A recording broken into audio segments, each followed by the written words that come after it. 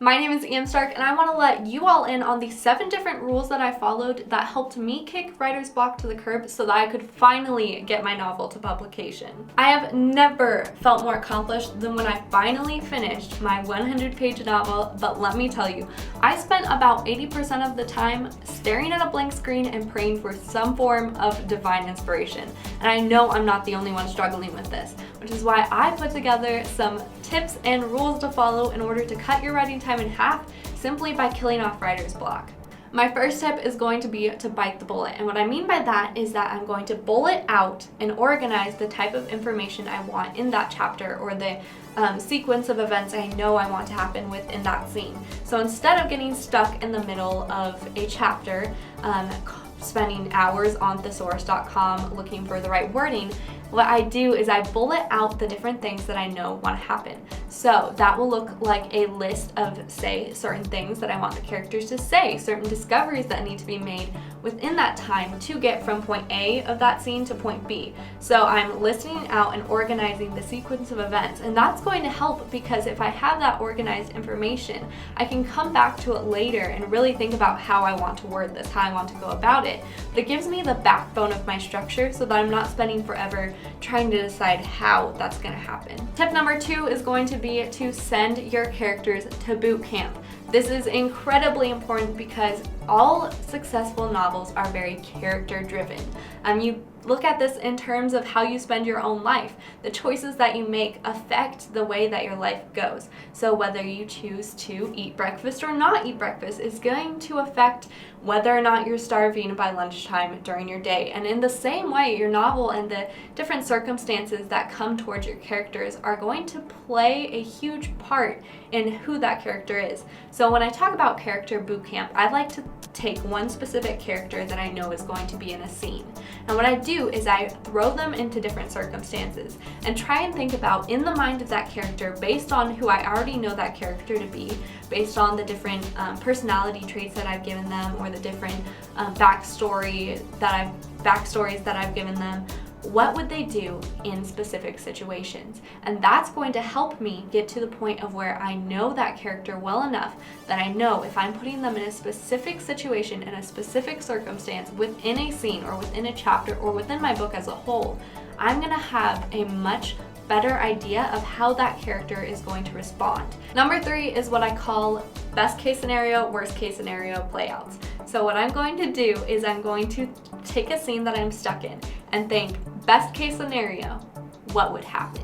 If my characters are super lucky and they do everything right, how is this thing gonna play out? Maybe I list that on bullet points, or maybe I start writing that out in terms of how the dialogue and how the different pieces would actually go. But what I'm going to do is setting up, if everything goes right for my characters, if they do everything right, if all of the circumstances, the stars align, what's gonna happen? And then I also take the flip side of that, which is the worst case scenario. If they do everything wrong, if everything is just falling to pieces before them, their world is crumbling, what's gonna happen? And I use that as a basis to kind of form a balance between the two, because in reality, we often aren't put in worst case scenarios or best case scenarios. We tend to fall somewhere in between if we want it to look realistic in our writing. So forming those two separate ideas and forming those two separate plot structures can usually help me figure out which elements of each I want to pull for my real story. And as humans, it's a lot easier to think through worst case scenarios and best case scenarios. So if you're stuck on how you want to get things going, if you go ahead and branch out and write the two, it's going to be a lot easier for you to use the different pieces of each one to build a plot structure that makes sense. Alright, strategy number 4, very similar to strategy number 3, I put what if scenarios out there. So these often come in the form of crazy random things that we often experience in everyday life. So for example, I might put a character through, well, like, what if they got pregnant? What if there's an unplanned pregnancy? What if a family member, experiences a major tragedy? What if these situations that are outside of my character's control happens? And how might that add to my story? So whether I'm going to include it in my overall book or not, I try to write out these what if scenarios, think through these what if scenarios, because they give me a good idea of how I can make my story a little more realistic, but then it also gives me a good idea of maybe how to write certain things in to build my character. Coming in number 5, I have a word generator.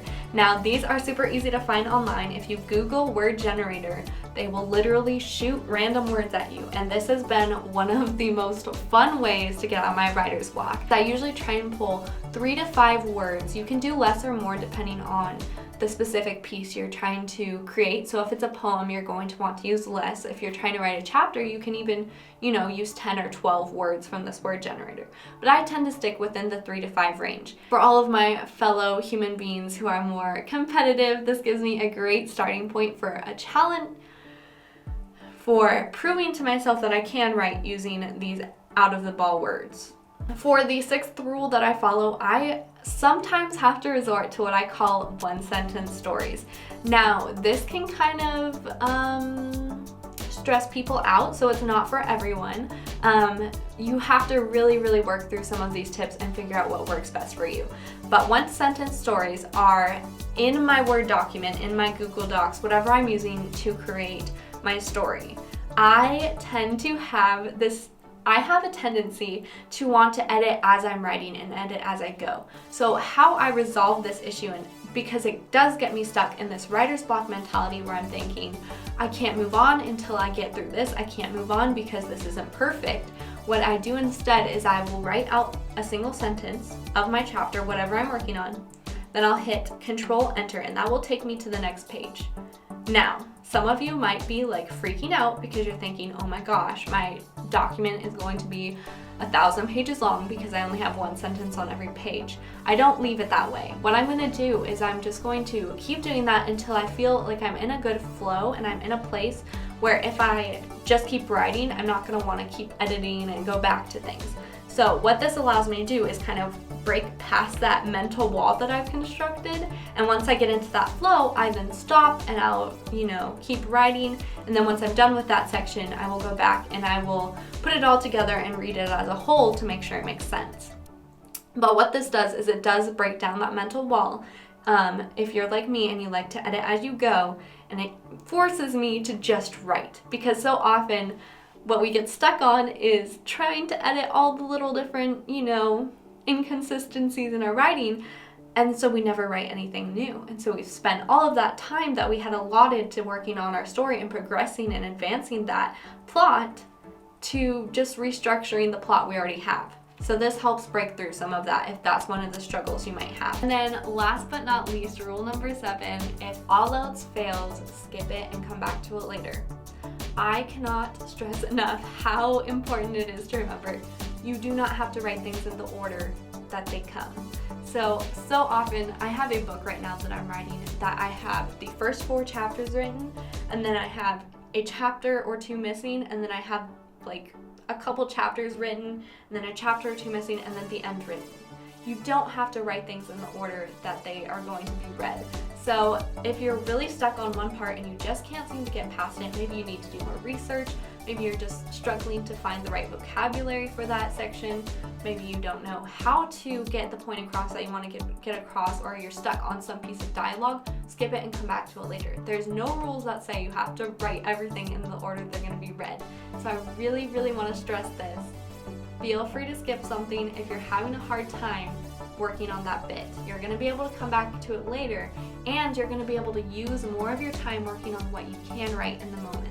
So that time that you would have spent staring at a screen, trying to look up words on thesaurus.com or dictionary.com, trying to research, you can spend writing and just progressing a different section of your writing. So I want to stress this. If you're excited to use these tips and see how they work for you, I want to let you in on a very special opportunity that I have for you all. As a writer, I know how important it can be to building a community of fellow writers who are going to encourage you to always do your best and encourage you to keep writing, so that when you lack the motivation, as I often do, someone is still there telling you to keep writing and not to give up on a piece just because you're stuck somewhere. I'm going to be hosting some weekly webinars to work through some of your personal projects, as well as alongside my own, to implement these strategies and to use them through workshops to teach you how to really hold on to these strategies so that if there's something you're still missing, if there's that piece you can't get past, I'm gonna be there to help you. I'm so excited to be able to offer this. All you're gonna have to do is visit my website. It's going to be all you have to do is visit my website. I'm gonna leave that linked above, and I'm very excited to be able to work with you. And I hope to see you all there. Bye!